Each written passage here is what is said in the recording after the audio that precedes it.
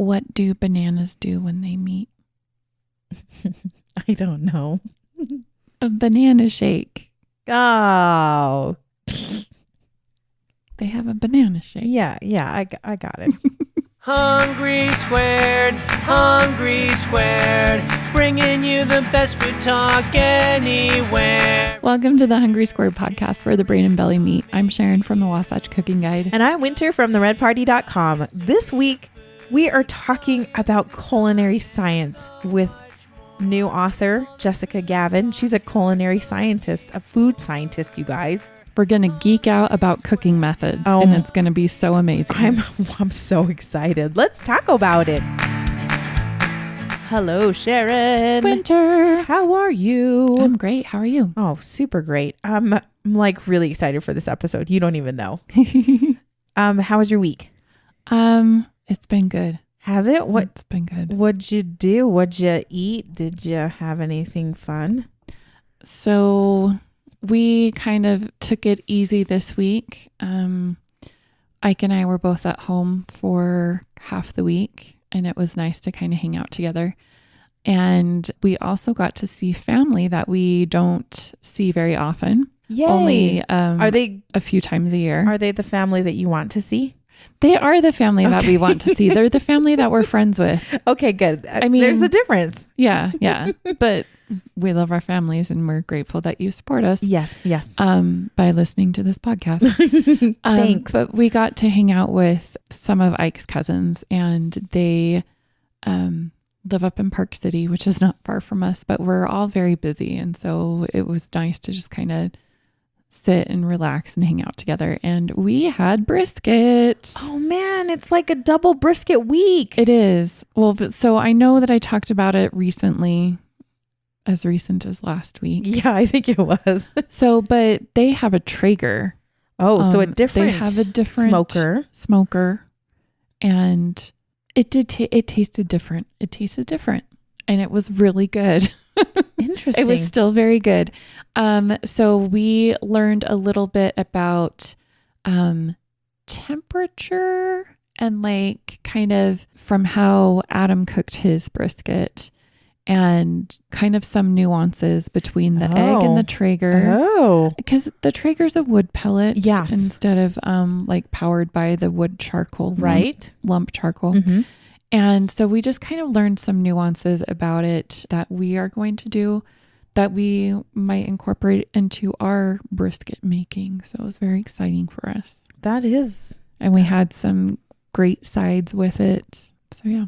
And you're up in Park City, you guys. If you've never been there before, it's delightful. It is. They have a house on almost a mountaintop. And so it was just nice to sit out in the hammock on the deck and just take it all in. It's getting hot down in the valley, and so I bet it was pretty nice up in Park City. Yeah, it was like 70 degrees. Oh, perfect.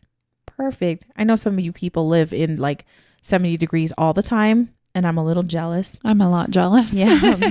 So, because it was a sweltering 90 degrees it was like 95 degrees on Saturday. It was ridiculous. Ugh. Yeah. Ugh.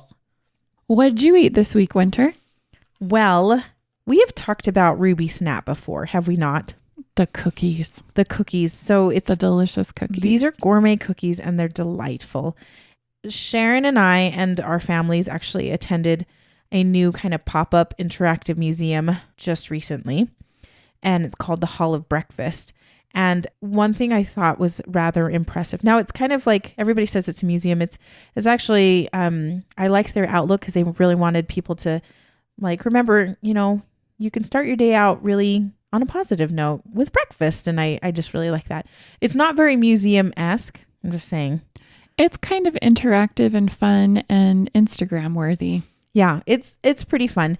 Now I did love their I don't know how to say, they partnered with a lot of local businesses, which I absolutely love because anything that shouts out all of the local businesses is great. And one of the partners was with Ruby Snap, and they created, and before you walked into this one room with loads of confetti, they had a tray that just kept coming of maple bacon chocolate chip cookies. And I picked one up thinking it was just one of their regular chocolate chip cookies because I love those. The Vivian, it's chocolate chip with mango. Dark chocolate. It's dark chocolate chunks. It's the best delicious cookie. So I started chewing on them, and there's a lot of this. Well, first of all, you pick up the cookie and there's kind of this like lacy, crystally, sugary something off to the side, like that you can tell is melted and then crystallized again off to the side. A caramelized crumble attached to the cookie. Yeah. And so you eat part of this and it's really, how I talk about liking the sweet and savory stuff. Mm-hmm. This was super sweet and savory, like extremes for sure. And I was like, Lee, try this. You got to try this. Can't figure out what the heck's going on with this cookie. Because I didn't know they didn't have really a sign. No, it was just kind of sly and it blended in with the artwork. And we had to walk by it twice. Oh, you did? Because the boys were like, I think we can eat those. And I was like, no, you don't touch anything. You are not touching anything here. You scolded them. Oh yeah, no, I prepped them beforehand. And then while we were there and I'm like, stop touching everything. Except for the fact that they're supposed to touch everything. It's interactive. They ate all the egg gummies. Oh, those are so yummy. Yeah, it was fun having those too. So Lee tried it and he's like, there's bacon in there. I was like, that's what it is. Because it was chewy and salty and I really liked it. Now I'm going to just say this right here, that I do like salty and sweet together. I've said that many times before, but I think I could have used a few more chocolate chips for something. I'm not totally sure what it was.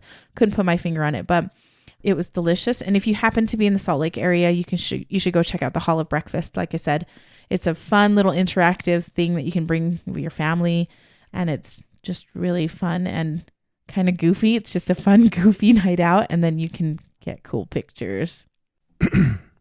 And now for the main course. You guys, we're here with Jessica Gavin. She is a certified culinary scientist. She is a food scientist who wrote this beautiful cookbook called Easy Culinary Science for Better Cooking.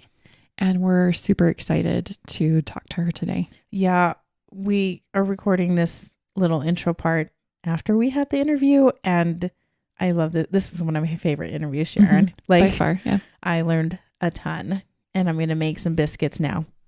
More to come on that, I guess. Yeah. You guys pay attention. It's going to be really fun. And you're going to learn a ton. So enjoy the episode. You guys, we are so excited to have Jessica Gavin today on our podcast. Now, we met Jessica, gosh, it was, I want to say 3 years ago, Sharon. And she kind of showed up on our radar because, well, we ran into her and she says that she's a food scientist. And we're like, whoa, we need to have you on the podcast.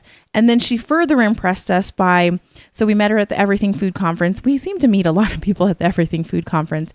And she competed in the Cupcake Wars. I remember, do you remember that, Sharon? Yes. Jessica, what was your cupcake that you made? Oh, it was a Ferrero Rocher inspired cupcake. So it was like a chocolate cake with a Nutella filling and a hazelnut frosting. Yeah, that was gorgeous. Yes. Thank you. There's, I think, 4 teams that had to get up and it was intense watching these people bake cupcakes in front of the audience while there was commentary going on and people asking questions and having cameras in their faces. So you did a good job, Jessica. Thank you. So Yeah. we find ourselves finally having you on the podcast 3 years later. Sheesh, it's totally our bad. But I'm glad we are able to get you on because we are here to talk specifically about how knowing food science and culinary science will help your cooking and how it makes your food so much better. And we are excited because of the fact that you just barely came out with a new cookbook called Easy Culinary Science for Better Cooking. It just came out here in May of 2018. So we're so excited to have you on. Thank you so much for coming on and chatting with us today. Yeah, thank you for inviting me. Okay, well let's just jump right into it because this is your wheelhouse. We pretend like it's our wheelhouse, but it's not really. We've never trained in this. So how did you get into cooking, first of all? And then how did you get to become a food scientist? Yeah, so I would say cooking has always been kind of part of my genes or my DNA, only because both of my grandfathers are Chinese and they immigrated from China in the 50s, and they both became like rival chefs at the same Chinese kitchen in the Bay Area in California. And oddly enough, my parents met in high school, and so it was, the son and the daughter, and they met and they fell in love, and both my grandparents were like, what is going on? How can my enemy become now like so close? Like we are going to become family. And that's the best thing about food is it gives you the opportunity to kind of break bread and just put difference aside and just create a stronger bond than you would any other way. So that's kind of how the history of my family's obsession with food started. I mean, everyone who is, my maiden name is Yi. So anyone who's a Yi, like, is totally, totally 100% obsessed. And so I always knew, like, from day one, like, when I would play, I would make up competitions with my cousins to see who could bake the best cookies and then have our parents, test it and taste it and tell us who won.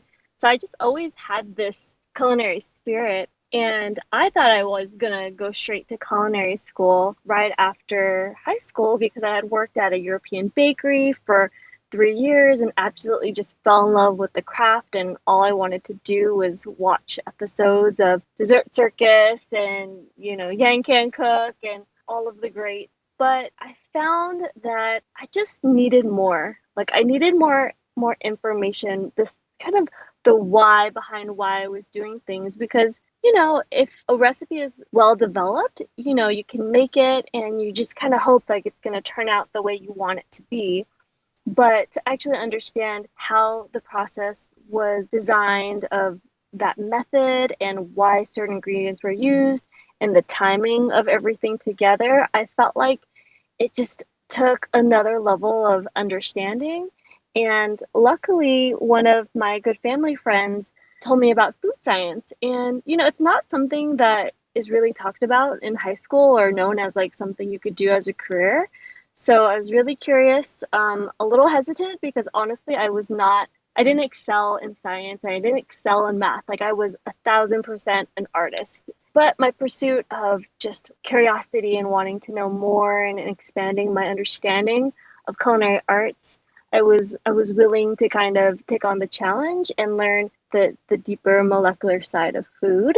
So that's how I kind of started my food science journey. And I got into a program at Cal Poly in San Luis Obispo. And after my very first lecture of Food Science 101, where we talked about, like emulsification and why things separate and why things stay together, it was like, oh, I would make dressings at home all the time, but I didn't know exactly why, I was doing certain things. So it was just like, oh my gosh, like millions of aha moments in each class and each lecture. And I just knew that I found like the perfect crux of combining the arts with the science. So I was just hooked and I stayed around for my master's and then just continued on with the journey. And I landed a job at an amazing global nutritional company where I interned in between my master's and bachelor's degree. And then I ended up going back, which is in Southern California.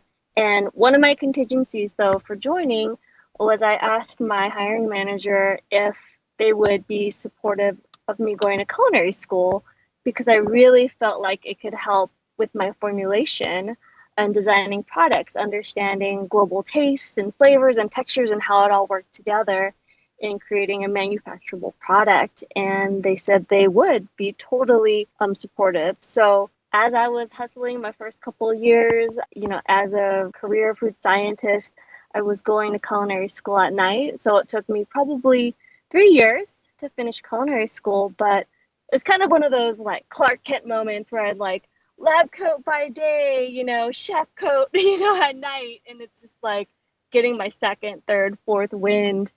And after I graduated, I had the opportunity to take a test to become a certified food scientist. And then right after that, there was another test for a certified culinary scientist. So I just felt like at that point of my experience in the food science industry and my education in culinary arts, like the stars were aligned, and just this culinary science role was like what I just grabbed onto the most and just like took it and ran with it. So that's amazing. yeah. That's a lot of schooling, Jessica. Oh my gosh, I know it's like a little bit of torture, but like I just love learning. Honestly, I miss those days. I don't love tests. Yeah, of course. Yeah, right. Who loves them? But I think that's the coolest thing about having a blog and interacting with people who have culinary questions, because they'll throw me some curveballs and I'll have to go, dig into my old textbooks and try to find the scientific explanation behind the recipe and why they would do something. So it like constantly forces me to like refresh like all the information that's been tucked away. And I love it. It's been a really fun journey. Oh, that is awesome. I think it is so great that everything aligned and you're where you want to be. I think that is wonderful. So you guys, I can't say how much I really am enjoying this cookbook so far, because Jessica's really written this in such a way that she breaks down concepts. She talks about the basic science behind why something works. And then she gives recipes and how it all plays in. Now, one of our first, actually, I think our very first episode, we talked about pie, but specifically about the Maillard reaction. And I know that's basically one of your first concepts that you talk about is the Maillard reaction in using dry heat and the browning reaction. Can we talk a little bit about the Maillard reaction? Because when I read your explanation, I was like, oh, she just explained that way better than I ever did in that very first episode that we did.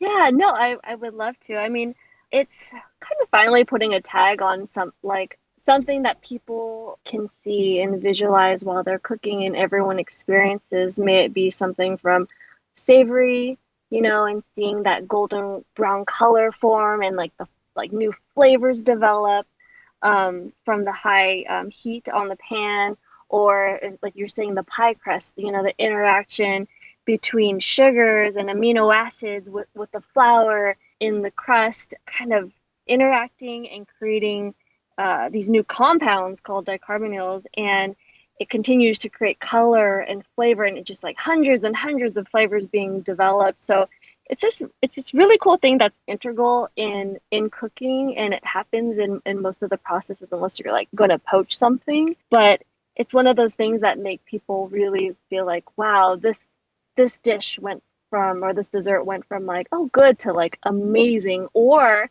it's also an indicator of when you messed up, right? Like, oh man, this is way too brown. We went from beautiful Maillard browning to like just burnt, So I think it's one of those things that help you build your intuition in cooking. So it's like, you don't have to know all the technical like chemical reactions that's happening, but the important part for like a home cook is to pay attention to what's happening, because there's this connection point between, okay, you understand the science, you have your recipe, but then you have to start, as you practice more and more being in the kitchen, you have to start trusting your intuition and seeing and using all your smells and your senses. Like, that's my favorite part about cooking, is that you actually get to engage like every sensory element of your body, so you're like fully engaged. So it's something that happens, after multiple times of cooking the same thing or multiple different types of things, but it's the best thing about the process, I think.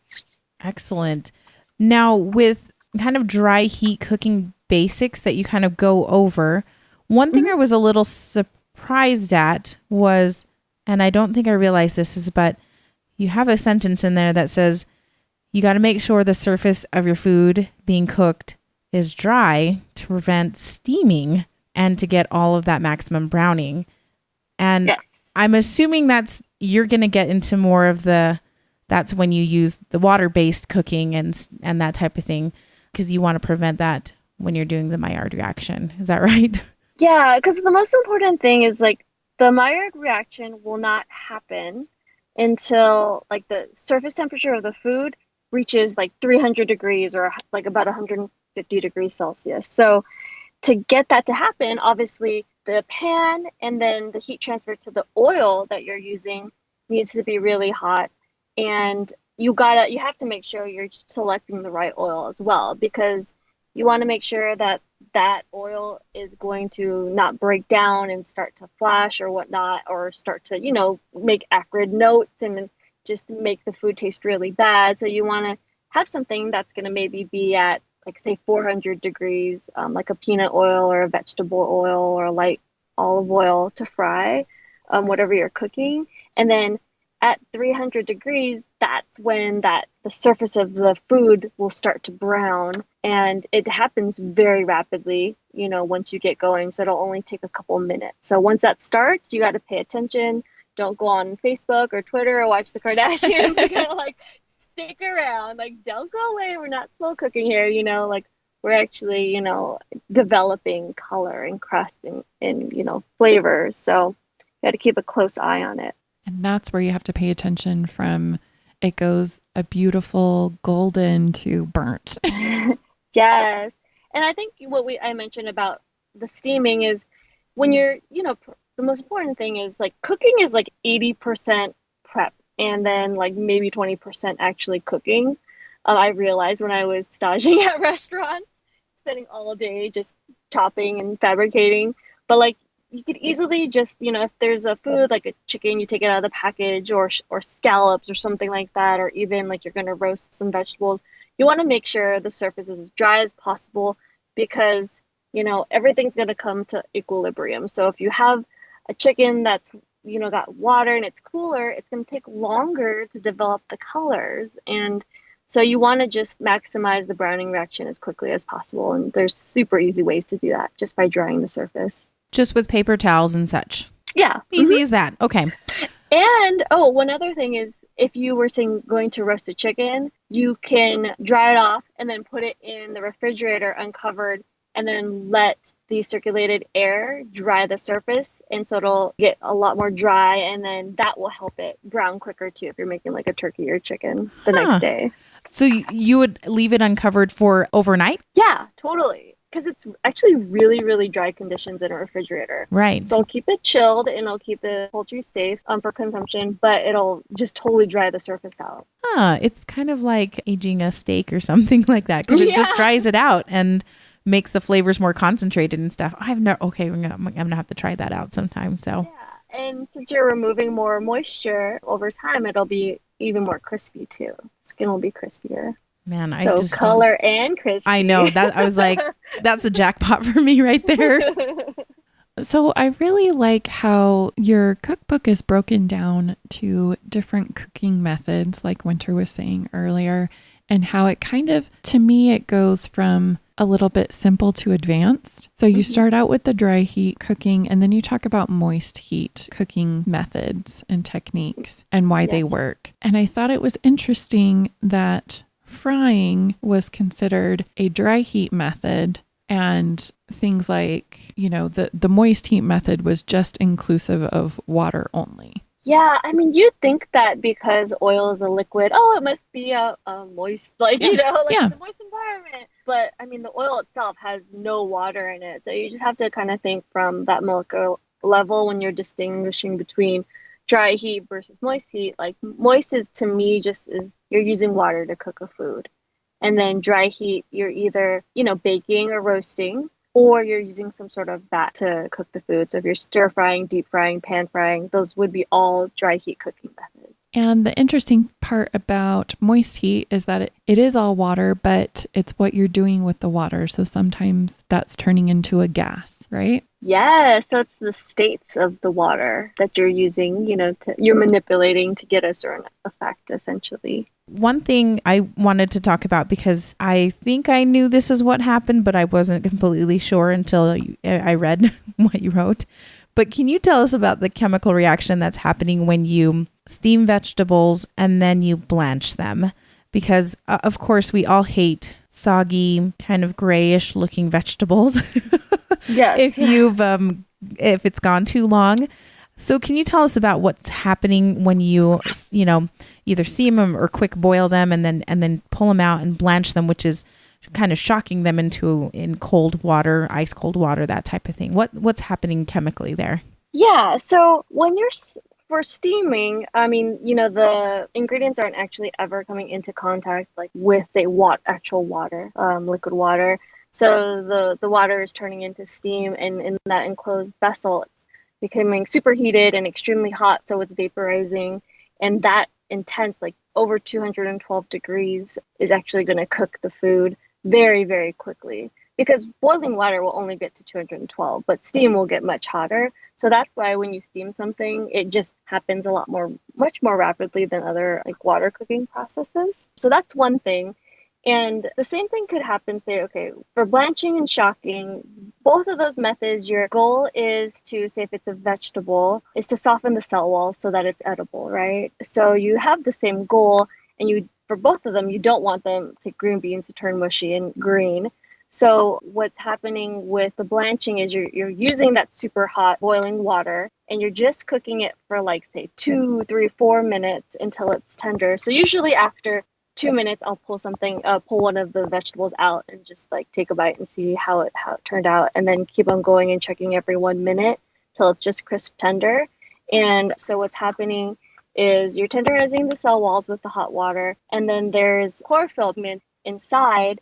And as you're kind of making the cell walls more thinner, the chlorophyll molecules will rise to the surface. And so air pockets will rise to the surface. So it appears more green. So nothing's actually coming to the surface, but it's just kind of shimmering through more because the actual skin is more translucent.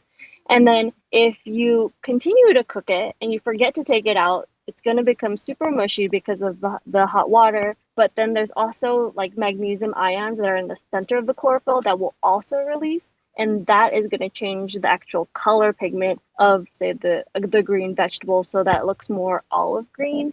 And so the only way to kind of stop that reaction, say if you're going to steam something, you're not going to eat it right away, or you're going to boil something, you need to shock it in like ice cold water to stop the cooking process and stop like any enzymes that are causing the color change to happen. So those two methods, you want high heat and then cold to kind of stop the whole reaction. That's awesome. I love that explanation though, because I've noticed that, but I'm like, well, I can't really explain how that works other than, I mean, I know that if I'm blanching the vegetables in ice water, that's stopping the cooking process, but that's such a complete explanation. Yeah, I think that's the fun part. I mean, that's a really simple method to do, but it's one of those things like we learned that like in our first food science lab to see, how the enzymes and oxidases affect, the browning of different vegetables. But as someone at home, you could definitely see things change, and then you can test at different times to see how the texture is changing as well.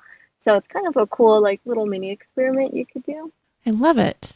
Okay, so Winter and I have been into smoking meat lately on our big green egg. Cool. And we know that kind of low and slow for a really long time is, it gives us tender meat. But can you explain more of the science that's happening to these tougher cuts of meat when you're maybe braising and stewing them for those long periods of time? Yes, definitely. So when you have different kinds of meat, say if it's like a lean protein, like a chicken breast or like a piece of filet mignon, those are just relatively quick cooking proteins that really don't need much. They can just maybe use dry heat, pan searing, roasting, baking, grilling, and you're good to go.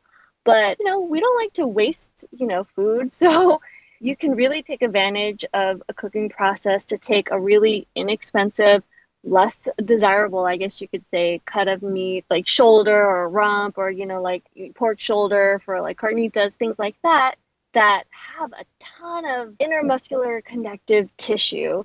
And the beauty about that connective tissue, though, is that when you expose the connective tissue, collagen, for a long period of time in like simmering water, it will convert to gelatin. And gelatin is what gives, say, sauces or stocks, body and viscosity and sheen and flavor. And also as the meat's cooking and it gets to a certain point, once it turns into gelatin and then you continue to cook it, the gelatin will actually get reabsorbed back into the meat so that it's more flavorful and tender and juicy. So, if you have time to not rush the process, it's definitely worthwhile to say braise something by first doing the dry heat cooking to develop color and flavor on the surface, because like we said earlier, at 300 degrees, that's when color changes on the surface of a food. But when you're cooking in water, it doesn't get higher than 212 degrees. So it's not going to ever turn brown. So you have to be able to include more flavor into the dish other than adding like seasonings. You want to brown it first, and then you're going to, cover it with your braising liquid or your stewing liquid, and then just give it some time, time to cook and time for the collagen to turn into gelatin, and everything is good in the world, So. Yeah, it's so beautiful when that happens. And when you said that about the gelatin, the collagen or the connective tissue changing into gelatin and then eventually being reabsorbed, that I didn't realize that happened. Can I ask you what kind of temperatures are we talking about, and what kind of time are we talking about, just so people understand what goes into braising so that gelatin does get reabsorbed and you get additional flavor? Yeah, absolutely. The conversion of collagen to gelatin happens at about 140 degrees. The temperature at which you should cook it over a longer period of time should be, I would say at lowest 160 up until maybe 200 degrees. So that's kind of the sweet spot. And you want it to be just like barely simmering. If you're overcooking it, that's going to cause a whole other host of problems. You want to just see, maybe some small bubbles come to the surface, and you keep it covered, keep the heat consistent. And for time wise, it just depends. Like for a stew, that might only take an hour if you're making like chicken thighs, up till like maybe 2 hours. But then if you have larger like pounds and chunks of meat, that can take anywhere between like 3 to 8 hours, just depending on like the size and the poundage. So you kind of have to play it by ear. If you're just kind of experimenting and wanting to know like, oh, how does time affect, say, like this pork shoulder that I've been braising? You can check every hour, cut a little piece off and just see, like how moist is it? How tender is it? How does the texture change? And then kind of find that optimal time for you, for what you're cooking.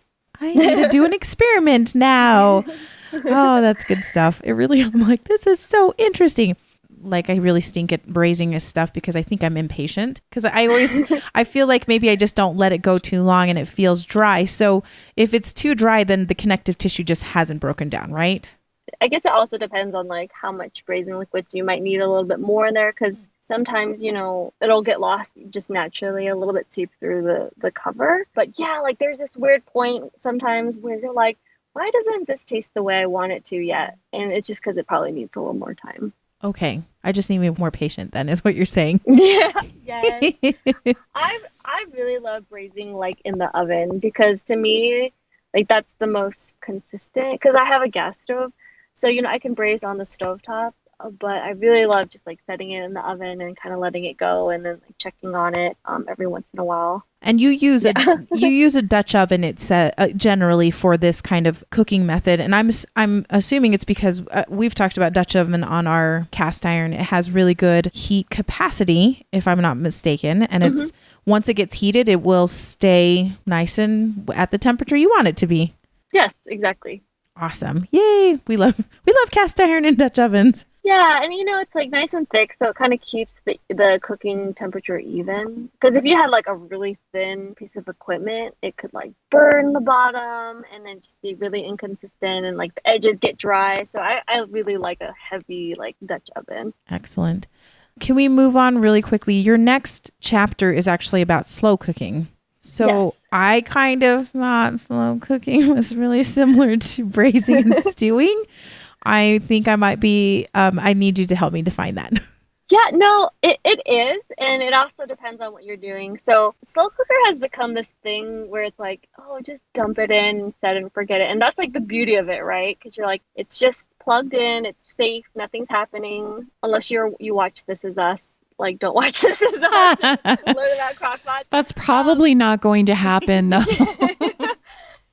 So yes, but I guess the thing about it is like the thing I don't like about slow cooking is that you can't brown in a slow cooker. It just doesn't get hot enough. The maximum temperature you can get in a slow cooker is like maybe 209 degrees, and that's with the liquid in there. So I always brown anything for the most part, depending on what it is, before I put in the slow cooker. But so if you do that and you put in the slow cooker, it's essentially the same as simmering, but it takes a lot longer for the heating element, depending on what setting you're choosing, to get to the simmering point and for it to break down. So if you're going to do the tougher cuts of meats, it'll take longer. And so one confusion I get and a question I get a lot on the blog is, what's the difference between like a high and low setting on the slow cooker? And essentially it gets to the same temperature. It's not like one is hotter setting than the other. It's just that one gets to the simmering point quicker than the other. So you can definitely do a braise in the slow cooker. It's very controlled, kind of similar to what I'd say like the oven would be. But I would just always recommend that you do some sort of dry heat cooking first to add flavor, unless you're, it's just like a soup or something. But they're pretty similar, I would say.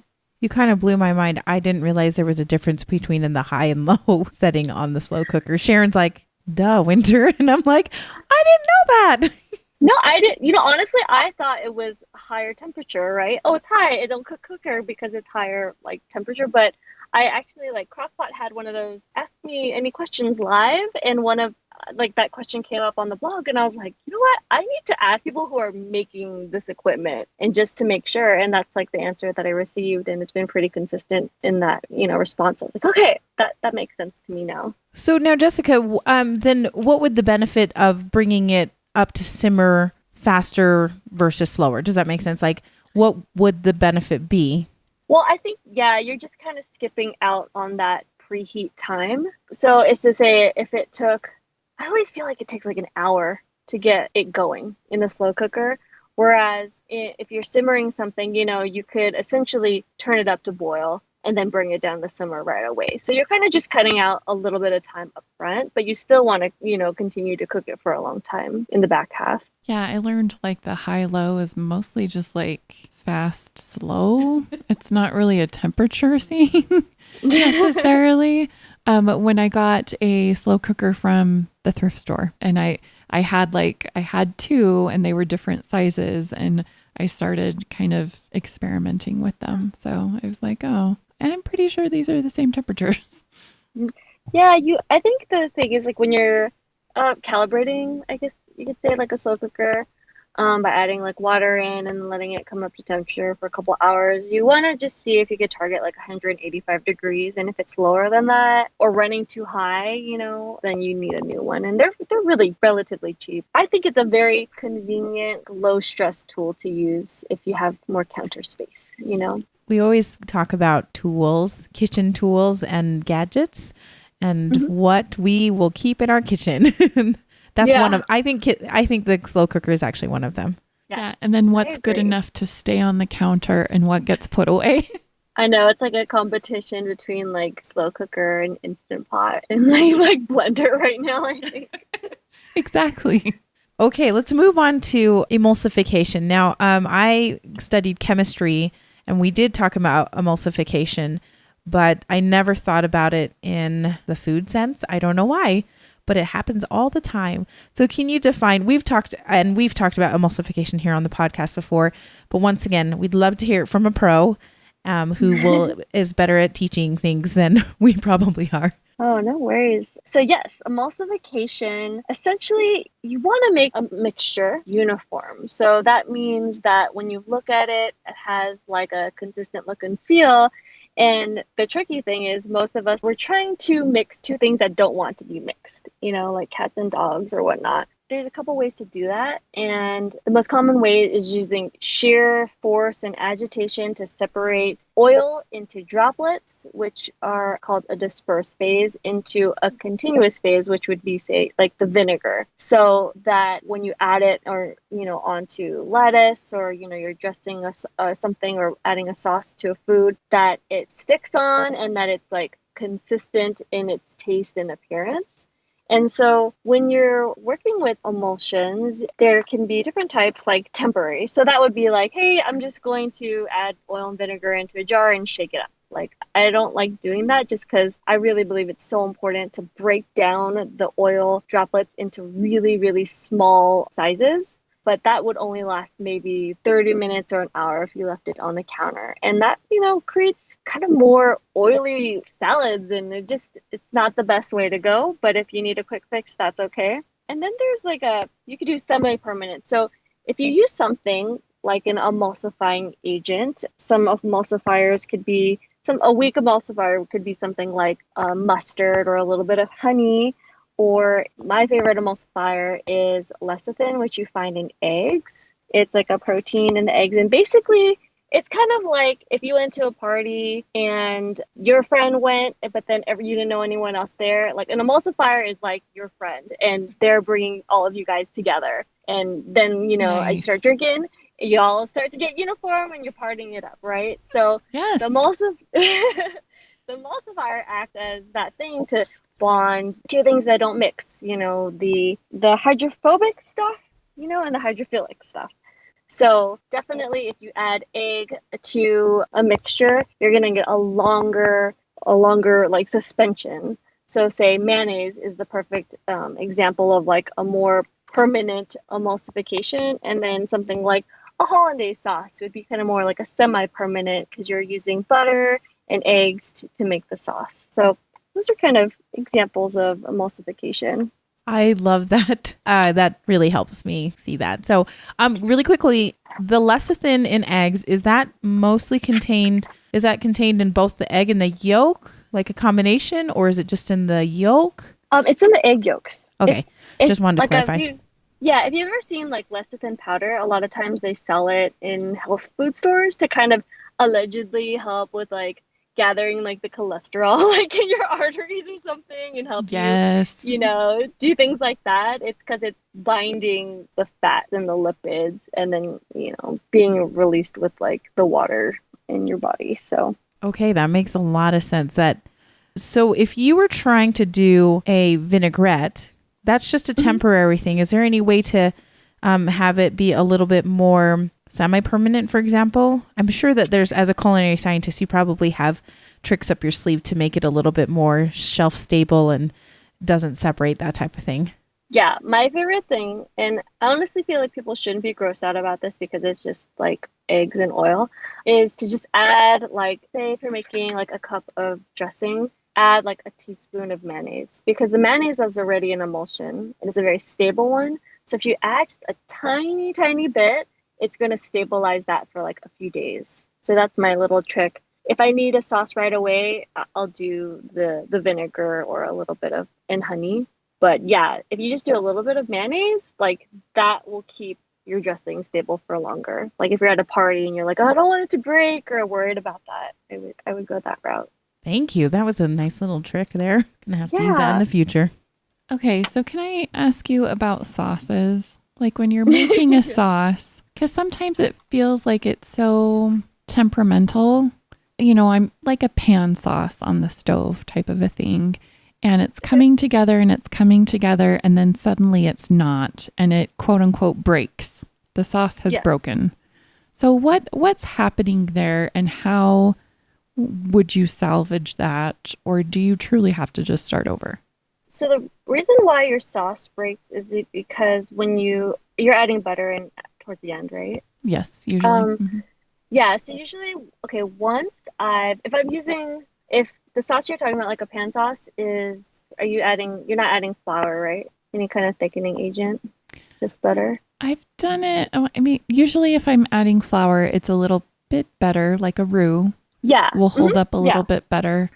But sometimes, like in Cajun cooking, say, they want a darker roux. And so you kind of have to cook it and you kind of have to cook it. And then it gets a little tricky because you don't want it to burn. And then if it's too wet almost, it can break, I feel like. And it's like all of the stars have to align for this to work out for me. I'm like having like millions of thoughts right now. Okay. So if you're doing a roux-based sauce, The interesting thing about roux is obviously what's thickening the sauce is the starches in the flour. And the purpose of the butter is to kind of coat those starches so that they don't gum up right away once you add in the liquid. There's different types of roux. So there's like a blonde roux, which you just cook for a couple minutes with flour and butter in the pan, and then you add the liquid. And that thickens up beautifully, really quickly. And then the longer you cook it, the more you're sort of like denaturing some of the proteins in the flour, and the starches start to weaken. So when you get to the dark roux, say for a gumbo, you actually might need more roux to get the similar thickening effect. And sometimes if you find that your roux or that your sauce is too oily with a starch-based sauce, it's because you don't have enough flour. So you have too much butter or oil and not enough flour to coat. So usually with the roux, you want 1-to-1 by weight of flour to butter. So for the longest time, I used to do like 1 tablespoon of butter, 1 tablespoon of flour. It really should be like 2 tablespoons of, like, especially when you're making larger amounts, like 2 tablespoons of flour to 1 tablespoon of butter. That's the problem. Yeah. That's the problem. Yeah. And then if you're making a pan sauce and you're just doing a reduction, so you're reducing, say, wine with some sort of stock until it's, maybe lightly coats the back of a spoon, you want to like turn that off and let it just rest for a few minutes, and then whisk in the cold butter. You don't want to add like warm butter or, it be still cooking. Otherwise, the butter is just going to melt and it's not going to keep the fat crystals to keep the sauce like with richness and body. It's just going to be like really oily and break. So definitely want to add in. Yeah, are you taking it off the heat when you do that, or are you just turning the heat off? Does that make sense? Are you keeping it on the stove, or are you like actually taking it off heat? If I let the sauce just chill for like a couple minutes, then I'll just like slowly whisk in the butter. But otherwise, if you want to be safe, you could like take it off the heat or move it to a burner that's not hot, because it'll keep cooking, it'll keep heating if it's the burner's still hot. I think we figured a few things out. We're both like, what? This makes so much sense. Cold butter. Yeah, usually the butter, I'm still cooking the sauce and the butter is like room temperature. That's not bad, but you just want to make sure it's like the sauce isn't like super boiling and piping hot, like especially if it's a reduction one. Kind of let it cool for just a little bit and then add in the butter. But I always do like cold butter when I add in. Yeah, that's what I'm doing, is I'm doing a reduction and it's still pretty hot and it's like some room temperature butter. So sometimes it'll work and sometimes it won't. Well, if you think about it, it's almost like if it's already to the point of melting, when you're adding in the butter, you're creating an emulsion. So if the butter essentially has become a pool of oil, it is harder to make a uniform emulsion. And if you're not whisking it fast enough, then if it was cold and kind of suspended with the milk solid and it kind of gradually gets whisked in, then it's just harder to, like, it's easier for the sauce to break when it's like warm butter. You don't even know. We're flabbergasted. We're like, we've learned a lot just in this little section. It's so true. Okay, well, I am excited for this part. Can we talk about baked goods? And and I think this has a little bit to do with some of the things that we've already talked about. This is the thing that I just absolutely love. She's got these charts in here, you guys. You need to see them. They're great. But I have never really quite understood why we have certain fats at different temperatures and what that does to the texture and crumb of whatever baked good you're making. For example, creaming your butter and at like room temperature, softened butter, that type of thing, versus in a pie crust, you will use cold, like ice cold, the coldest you can get of whatever fat you're dealing with, whether that's butter or that type of thing. I'm just really curious. And then also, I mean, I have a cookie recipe that I absolutely love that I melt the butter and I put that in, and that just gives me a totally different texture too. So can we talk about that? This one was so fascinating to me. I'd love to hear how you break this down and why those different temperatures will do something different to your dessert, muffin, biscuit, whatever you're trying to make. Yes, definitely.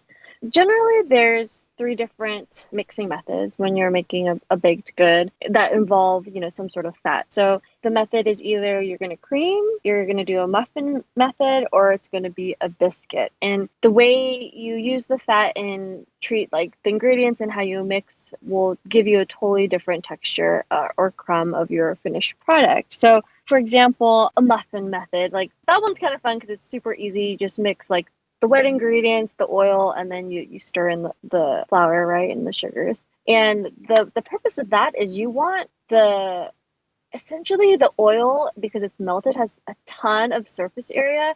So it's just going to coat like the proteins and the starches in the flour very efficiently.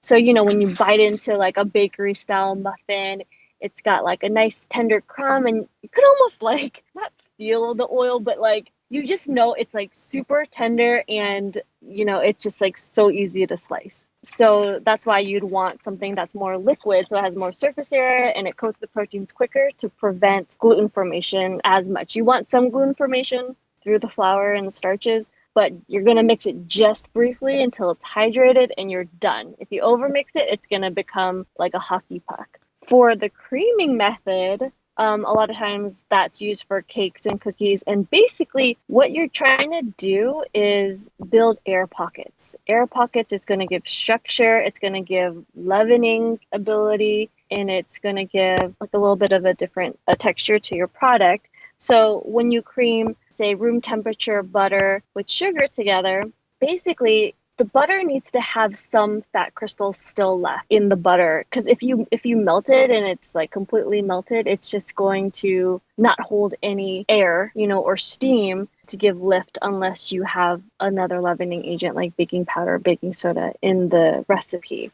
And what's happening is when you're creaming, with room temperature butter and sugar, the sugar is kind of like, I'd say like little like rocks creating pockets and air holes like within the butter. So the sugar is not just adding tenderness and sweetness and color, but it's actually helping, like they're little bullets, being formed in like inside the butter to create more holes and essentially more leavening in that product.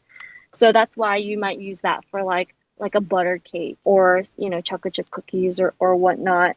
That I just want to interject. That kind of makes a lot of sense because, I mean, sugar itself is generally not super uniform, so I can see how it would create kind of holes or gaps in the butter. That's so interesting. That is cool. Mm-hmm. Yeah, I mean, sugar is crystals, and then you have fat crystals, so they both interplay together.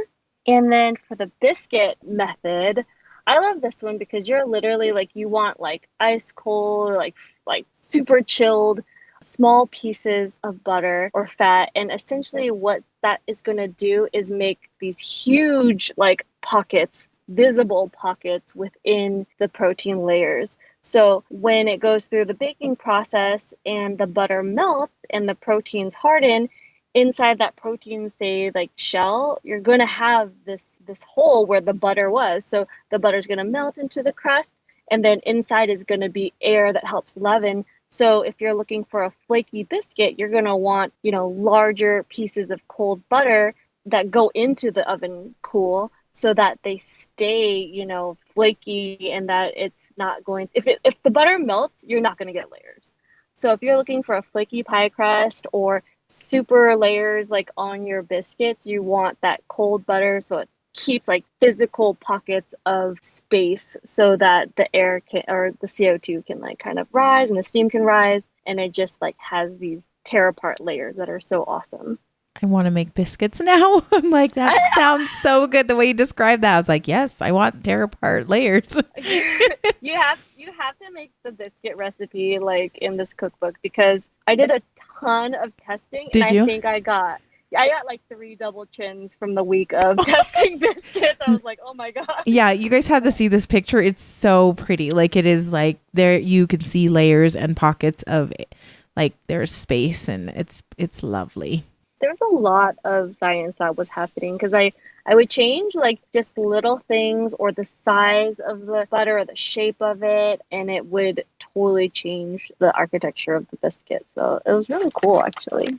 How much kneading or forming do you do? Because you don't want too much gluten formation. And I know that working it forms more gluten, right? Yeah. So with the biscuit, you're gonna cut the cold butter into small like pea size or like I do like dime size flattened pieces. And then you just kind of lightly mix that with the flour and the dry ingredients. And then you just add the liquid and then you just mix until everything's sort of hydrated and then you kind of knead it a couple times just so it's cohesive.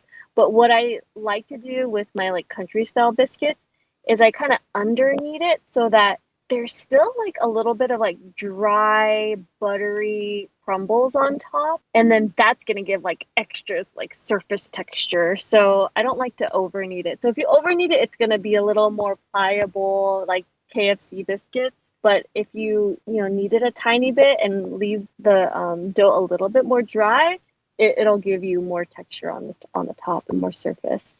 I'm going to make these biscuits. They look so good. It's definitely a must for sure. I make it every Thanksgiving, so my family super looks forward to it. So can you tell us a fun tidbit about making your cookbook for our listeners? Oh my goodness.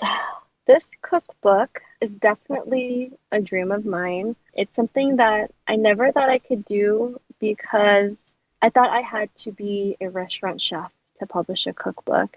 But nowadays, there's other opportunities, especially with the web and how everyone kind of connects that way to share what you love and share your expertise and do something that you've always wanted to do. So I guess my thing is like, I really designed this cookbook to help home cooks elevate their confidence in the kitchen through science. And science can be extremely scary and intimidating. And I know because that's how I always felt about it until I actually found a food application for it. So I feel like there's so much power and insight behind just knowing a little bit extra about why you're doing something and to have that science explain why. You're going to feel like a rock star, especially when you make the biscuits and then people are saying, how did you make this? How did you make it so good? And you know why. And it wasn't a fluke and it wasn't just happenstance like, oh, I just followed the recipe and it worked out great. After a few times and looking at the science, you're going to be like, I did this, I had control over it and I know how to do it again. And you feel that like elevation in your cooking. And that's all I want to do is help people just one page at a time, one recipe at a time to, gain that confidence and just really like get super passionate about food and about science. I love that philosophy because I agreed. There's just a few, like we've had several light bulb moments, wouldn't you say, Sharon? Yes, we have. and now, I mean, like it just makes you excited to cook. I that's what I'm looking forward to. I'm excited to bake and to cook because of some of the things you brought up. And I have never trained in culinary school or food science. But there are, science principles that I took a lot of science classes. But I'm like, it just makes a lot of sense. And a little bit of knowledge goes a long way and it improves the quality of your life because then you have quality food. Yes. Absolutely. And the thing about it is like, it's happening regardless. Like you could be making toast, like science is happening, So it's one of those things where like, okay, like if you're just kind of embracing it and a little bit, you're always staying kind of curious, then yeah, your passion for food will grow and just enjoyment of life because it just becomes more intuitive over time. Now, Jessica, this has been just a delightful time talking to you. You guys, you really do need to check out her cookbook, Easy Culinary Science for Better Cooking, because it will make your cooking better. And once again, you can find it on Amazon.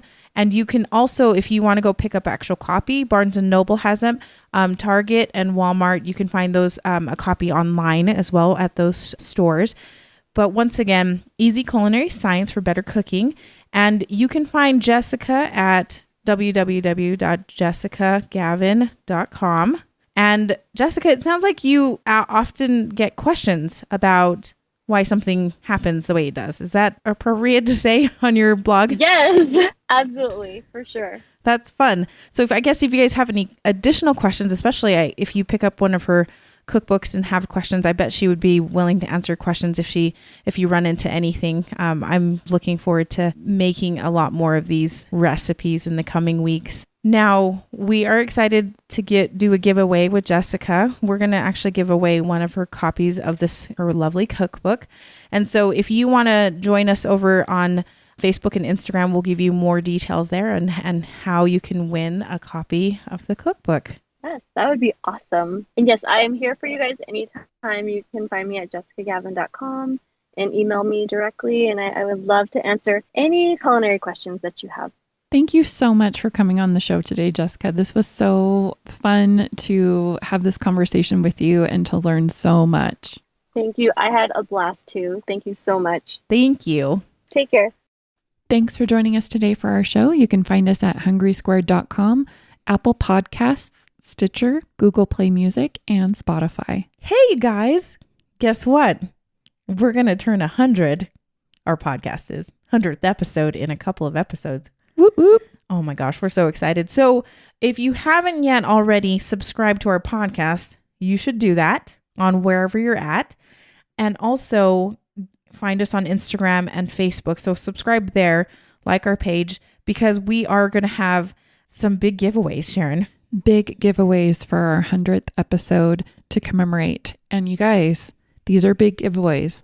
We're talking, you guys are going to win some cool stuff, but you have to follow us on Instagram and like us on Facebook in order to participate in the giveaways. Yeah, because it's part of the rules and stuff like that. So we are so excited. We love you guys. We have really enjoyed this road with you, talking nerdy food stuff. And so we love you guys, and we're excited to celebrate and share presents and gifts with you. Cool thing. I know, exactly. So join us next week for our next episode of Food Nerdery. Okay, bye. Bye. Hungry squared, yeah, hungry squared.